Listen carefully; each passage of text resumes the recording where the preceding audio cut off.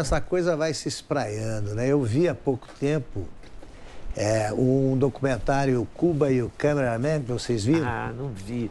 Na Já me Netflix. falaram tanto para ver. É absolutamente sensacional, porque é feito por um cinegrafista que ele faz a primeira viagem a Cuba em 1975, torcendo para que dê certo, ainda é um jovem. Aí ele escolhe três famílias, um personagem, duas famílias, e acompanha durante 40 anos. E várias vezes ele foi para Cuba e também ele se aproximou do Fidel por acaso. Ele estava, num determinado momento, ele está com um equipamento para filmar na primeira viagem.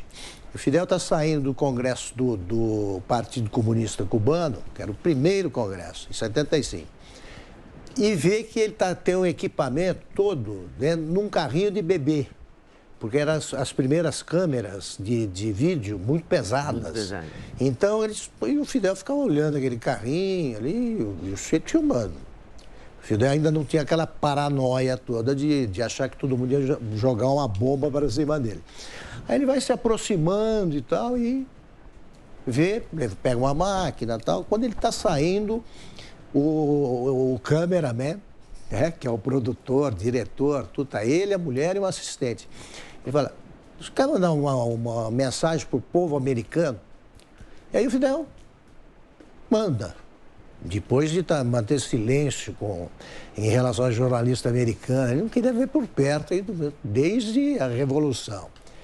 A partir daí ele estabelece uma relação cordial. O sujeito volta ao longo dos 40 anos seguintes, do documentário, ele conversa com o Fidel, conversa com os três núcleos aí de entrevistados que ele escolheu, e você vai acompanhando a história de Cuba real, o que é que está acontecendo, e não preciso contar mais nada, vocês não percam, porque você entende o que aconteceu em Cuba, é a verdade. Vocês leram alguma crítica sobre esse documentário? Ele é de 2017. Não. Foi lançado agora na Netflix. Está escondido ali. Está muito escondido. Não está entre os destaques, exato, porque não dá para refutar. Não dá. E o cara, ele mostra. Ele mostra. Então, esse cara, se fizesse a filmagem aqui, ia ser difícil até acusá-lo de divulgar fake news, porque ele não fala. Ele deixa os outros falando. Não deixem de ver e aí vocês vão entender porque a própria Netflix não dá destaque a isso. Isso é um horror. A coisa verdadeira, né? Dói.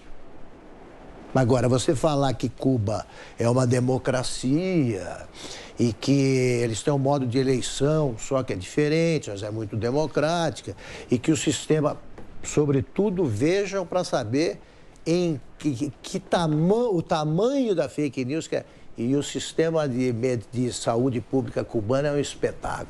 Vejam. Vejam. Augusto, eu acho que a gente teve talvez uma recaída do Muro de Berlim. Porque assim, vamos recuar aqui, anos 80, né? A gente está caminhando para uma distensão. Quer dizer, na verdade havia uma grande tensão na Guerra Fria, mas aquilo ou ia virar uma terceira guerra mundial ou tinha que acabar e a falência da União Soviética já estava aparecendo. Então, 1989, né, começa a ruir. O Gorbachev apareceu um pouco antes, Glasnost, Perestroika, não sei o quê, aquela mentira que havia do lado de lá do muro, não é isso? Autoritarismo, destruição do meio ambiente, avanço sobre os direitos humanos, enfim, um show de... Fugiam só para um lado, não para o outro. Exato. Não havia... Você fugia, todos fugiam para a Alemanha Ocidental, a Berlim Ocidental. Então, essa ideia, esse sonho do bem-estar igualitário... É isso aí. Né, isso era absolutamente artificial e isso se desmanchou na cara de todo mundo. Só que, aí eu vou fazer uma crítica, né, à situação contemporânea. Para mim, naquele momento, eu falei assim, está resolvida essa dicotomia, porque a vida não é uma dicotomia, a vida não é uma caricatura de dois lados, ela não pode ser, ela é muito mais complexa do que isso. E ali, realmente, o mundo passou a ver mais o pragmatismo, nos governos, no comportamento, na inclusão. E, de repente, nós temos uma recaída do Muro de Berlim. Hoje. Perfeito. Né? Nós estamos Perfeito. de novo com o negócio eles, nós, não sei o que lá. Eu sempre digo, eu entendo que os colegas se coloquem aí, né, que coloquem uma demarcação ideológica, eu acredito que, né, pensem no universo de valores. Agora, eu quero dizer a vocês que este é o nome do jogo. Este é o nome do jogo. O Alan sabe, porque vive nos Estados Unidos, cobriu a eleição e sabe muito bem o que se passou no governo Trump, né?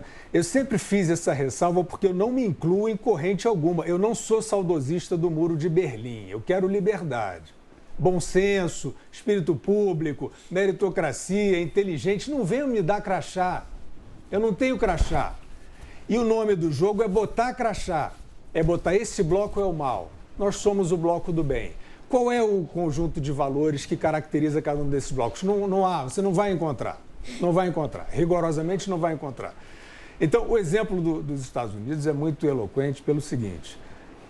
Lá, o fenômeno Trump, na minha opinião, já é uma quebra desta malandragem fantasiada de progressismo, que é o falso Robin Hood. Não, nós estamos aqui, vamos dar um pouco mais, cobrar um pouco mais de imposto para fortalecer o Estado, para distribuir a renda. Conhecemos essa história, e isso chamado de progressista, etc, etc. E, na verdade, você criando um clube de poder. Um clube de poder. Como o Brasil tentou criar no lulismo. Né? O lulismo foi isso. O Lula não saiu do capitalismo, mas ele vendeu o Brasil dentro do capitalismo para um cartel de empreiteiras, sem precisar ser socialista. Né? E se ele, claro, se deixar o Lula aí, ele acabava realmente no chavismo e tal. Mas o que eu quero dizer é o seguinte, veio o fenômeno Trump, que é essencialmente, o Alan pode comentar, porque é um estudioso disso, vive lá, mas a minha impressão é que o fenômeno Trump é essencialmente uma quebra desta democracia artificial, né, elitista, fantasiada aí de igualitária, etc. E o que aconteceu no período Trump? Já disse aqui, não tem nenhum alinhamento com Trump, com direita, com conservador, nada. Eu não tenho, absolutamente nenhum. O que se passou lá que me interessa? A ascensão social e econômica daquela sociedade, o aumento da liberdade naquela sociedade. Foi ou não foi? E aí o dramático, o que se passa de dramático ali é o seguinte, ao longo do tempo, com os indicadores gritando na cara das pessoas, na cara da imprensa, mostrando o que estava acontecendo, né? Os imigrantes que seriam banidos pelo xenófobo, etc., ascendendo socialmente, as minorias raciais, sexuais. Foi um governo. Isso aqui não é uma torcida minha, não, hein?